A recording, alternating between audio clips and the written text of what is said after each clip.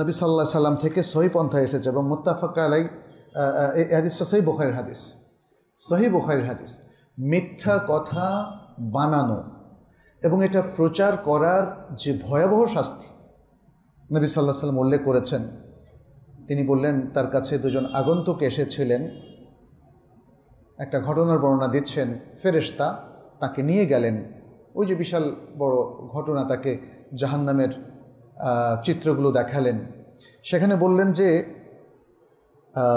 আমরা একজন লোকের কাছে আসলাম যে চিত হয়ে শোয়া ছিল এবং তার পাশে ছিল আরেকজন ব্যক্তি যার হাতে ছিল লোহার আকর, অর্থাৎ যেটা লোহা দিয়ে টান দিলে কেটে যায়, ছিঁড়ে যায়। তো সেই ব্যক্তি যার হাতে লোহার আকরটা ছিল, অস্ত্রটা ছিল, তিনি কি করলেন, প্রথমে তার মুখমণ্ডলের এক পাশ থেকে একদম পিছন পর্যন্ত টান দিয়ে এটাকে ফেড়ে ফেললেন এবং তারপরে তার নাসারন্ধ্র অর্থাৎ এই নাকের জায়গাটাও ছেড়ে ফেললেন একদম শেষ পর্যন্ত এবং তার চোখের মানে এক পাশ থেকে আর কি চোখের অংশটা ছেড়ে ফেললেন। এরপরে দ্বিতীয় অংশের দিকে তিনি মনোযোগ দিলেন। ইতিমধ্যে প্রথম অংশটা আবার আগের জায়গায় ফিরে আসলো। তখন দ্বিতীয় পার্টেও ঠিক একইভাবে তাকে শাস্তি দিলেন।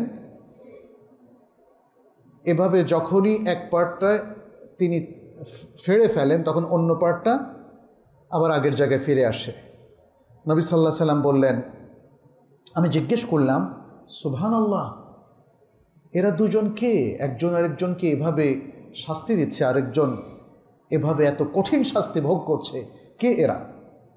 তখন ফেরেশতাদ্বয় বললেন, ওই ব্যক্তি, এ হলো ওই ব্যক্তি, মানে শাস্তিপ্রাপ্ত ব্যক্তিটা হলো ওই ব্যক্তি যে তার ঘর থেকে বের হয়ে একটা মিথ্যা কথা রচনা করলো, মিথ্যা বলে বেড়ালো এবং পরবর্তীতে সে মিথ্যাটাকে সে ছড়িয়ে দিল।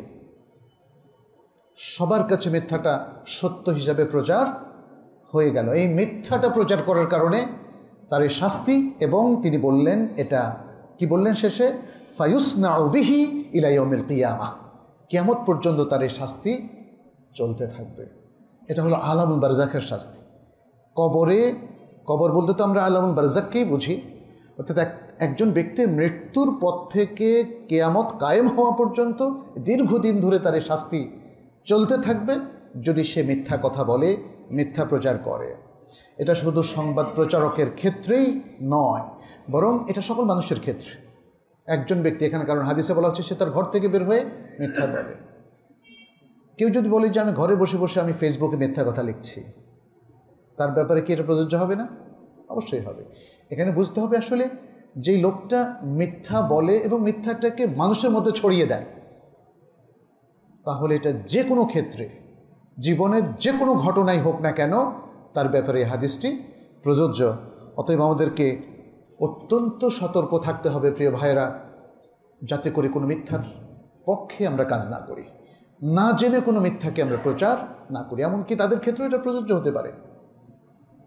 কেউ জেনে শুনে করলো আর কেউ না জেনেও করলো, এবং সেক্ষেত্রেও আপনি দেখবেন নবী সাল্লাল্লাহু আলাইহি ওয়াসাল্লামের হাদিস আছে, তিনি বলেছেন, কাফা বিল মারই কাযিবান আন ইউহাদ্দিসা বিমা সামিআ। সহিহ হাদিস, অনেকগুলো হাদিসের গ্রন্থে হাদিসটা এসেছে।